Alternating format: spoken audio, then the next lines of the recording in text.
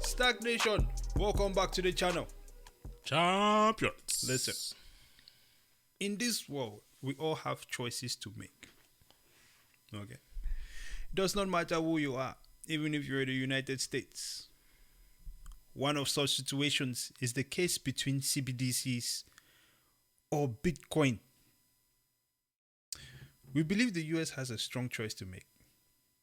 You can either adopt Bitcoin, but we finally get to go through this separation of money from state, or they could keep pushing CBDCs at the risk of looking tyrannical, at the risk of total public chaos, the risk of capital flight, as well as talent flight, if you will.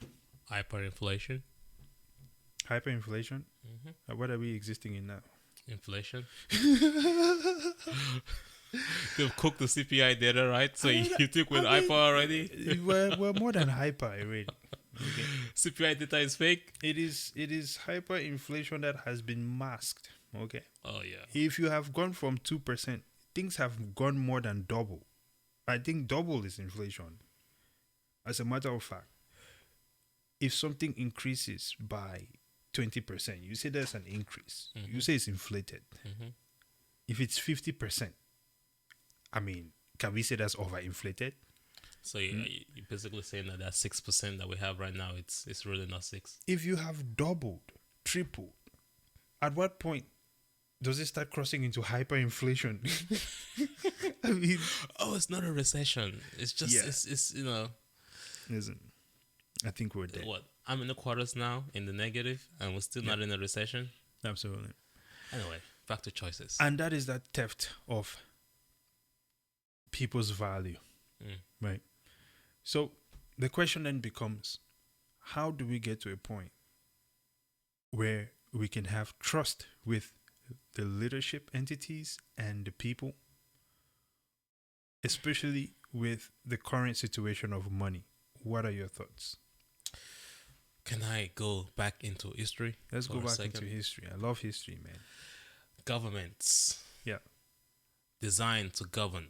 The people gave the power, or designed the power to give them the authority to help manage them. Yes. But we've seen gone way far away from that, especially in the US. Not just from governance, as we can see from the history of the American regulations that we have. Right. When we look at the history of America, we trusted our leaders and we believed in one union, right? That was why it was called a democracy. But now that government is not the government, we did a video recently about the banks now taking over government. The government owns the bank. So the choices... Or the bank owns the government. Either way, right? Exactly. So the question now is, who's making the choice? Yeah. The bankers already know what their goal is. They want full control. They want to maintain that goal. Christine Lagarde just came out today saying we must maintain control, which is why they want to push for CBDCs. She's the second person to do that now. You know, the other guy, the fat guy. Augustine. Yeah. He came out and says we must maintain absolute total control of the money. These people are saying it outright. It is not even a conspiracy theory anymore. Yep. As a matter of fact, when I hear people use the word conspiracy theory these days, it's just kind of indicative of the level of brainwashing, manipulation. You cannot even blame people for thinking about these things as conspiracy theories sometimes, because that would be almost a discredit to the effective work that they've done. These people have done, right, to maintain control of society. So it is what it is. Yep. We've all fallen for it. Yep. For the longest, I fell for it. I always believed that the best way to get the economy going was to print more money. Exactly. But then the more you educate yourself, you realize that the printing of that money is what creates the inflation. It's what devalues your work, devalues your work, and then just makes you a slave to the system because you just can't work enough. It's either taxed away or inflated away. Absolutely. Right? So the choices is not the governments. The choices is not the bank. The choices is you and I. Do we decide to opt out and decide not to be slaves anymore, or just decide to allow them to control us, because they already said they want to continue and maintain control, which means that they already have control. So if you're still sleeping and you don't realize how much control they have, Yeah. France, for example, they wake up one day and say, hey, we're going to increase your retirement age from 62 to 65. It's not like 62 is not old enough. You've worked all your life, and they've double taxed you all your life. As matter, wasn't it raised from something lower up to 62? No, it was already 62. It's going to 65 now. No, but I think it was lower than 62 before. It was raised once before. I mean, they raised Americans from 65 to 67. I think our age range is 67, and nobody thought about it because we're so dumbfounded. Here's one thing I'd like people to think about, because as you're saying it right now, and sorry to just change the topic here a bit, when I think about getting to 67 years old, then I can finally get back all of my money. What are you going to do with the money at that age? Do you know that they still tax that money too? They still tax it. But now, life is an interesting situation, right? It's like you have the time, but you don't have the money, or you have the money and you don't have the time.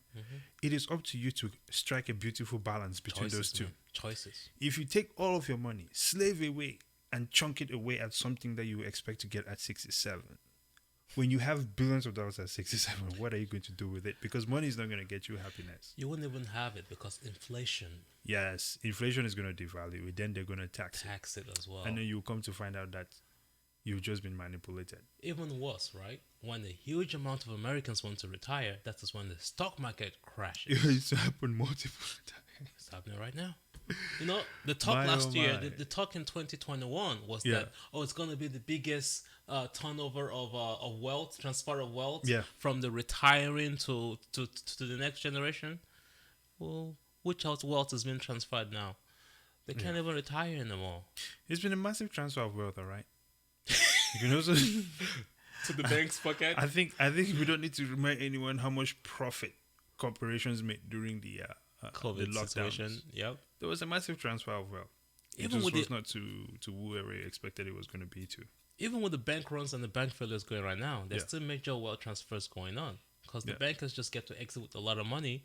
Nobody comes after their money, but then you lose your money. You lose your money. Everything we're talking about here sounds ridiculous. It sounds absolutely insane.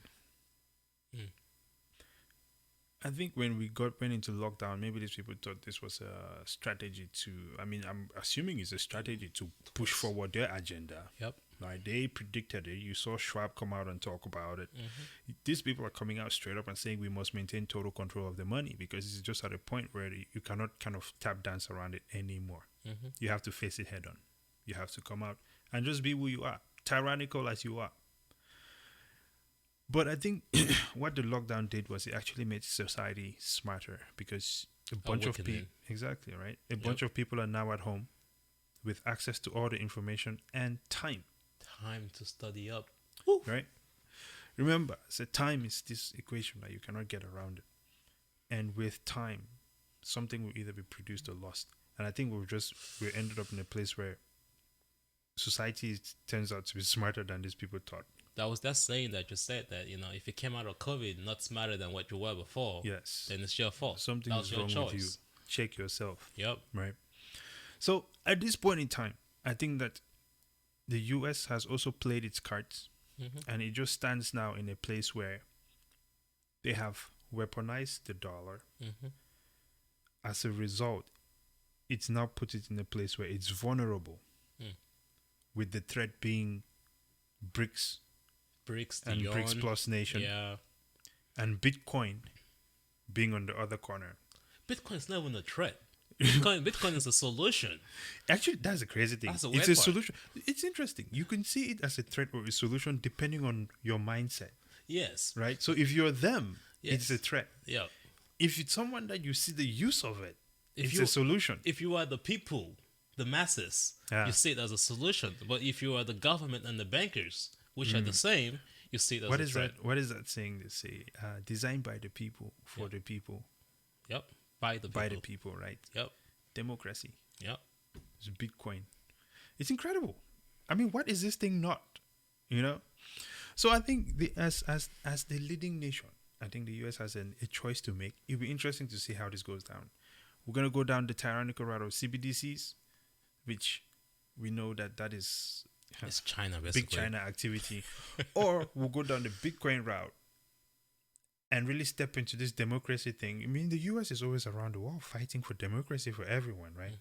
I think this is an opportunity to step up to the plate to prove that democracy is truly what we are existing through in this country right now. They say that, it's not linked to any proof of work, or it's not linked to any GDP. How do they control it? Because of course they need it to be able to weaponize the economy and so on and so forth. And I'm like, the solution is just getting started. It's a technology that still allows you to govern, not just transparently, but give you a world competitive advantage if implemented correctly. Jason Larry did talked about that in his book. Yeah, it's the best defense that you can have right now. I don't think the yuan can win the battle, man, because at the end of the day, the yuan is just, they're printing it just like they're printing the dollar right now. Exactly. It's just not as weaponized as the US dollar is. Exactly. So you want to go with the BRICS? Sure, go with the BRICS. Eventually, you get tired of the yuan too. It's going to get inflated away. Ladies and gentlemen, we are at a split road. Living through history. Very interesting times. And we'll see what is going to happen here. What do you guys think? Do you think we're going to go down the CBDC route? Or are we going to wake up to Bitcoin all in our grill? Okay. Titles are not coming up here. Give me a second. Let me whip up the titles. Boom. There they are. Before we go double up, final thoughts.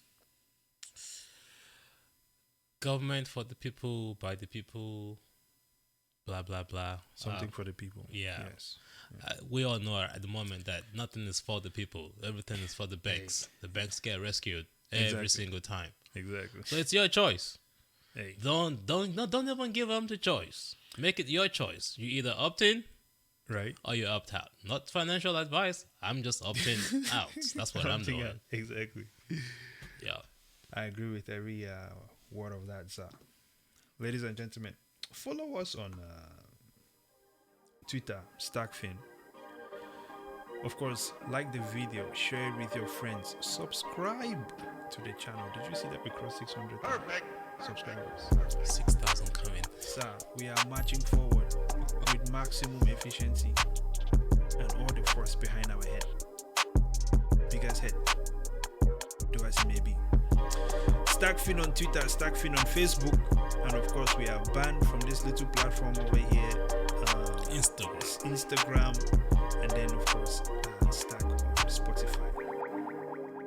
Until next time, ladies and gentlemen, it really means a lot to us that you watch and engage with us. We could not be any more happier, and we're more than grateful because we know you don't owe it to us, but yet you do it anyway. That reminds me, I got some comments to get back to. Patience, ladies and gentlemen, we appreciate it. Until next time, brazen out.